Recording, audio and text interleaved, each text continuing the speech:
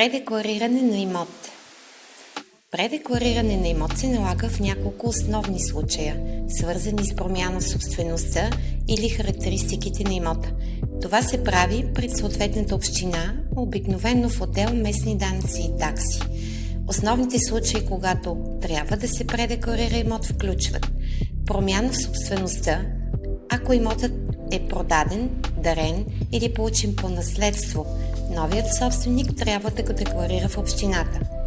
Извършени строителни промени, ако върху имота е извършена надстройка, пристройка или преустройство, което увеличава застроената площ или променя предназначението му.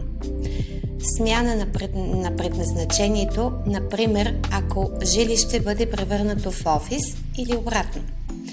При новопостроени имоти, новопостроените сгради или самостоятелни обекти в тях трябва да бъдат декларирани след въвеждане в експлоатация.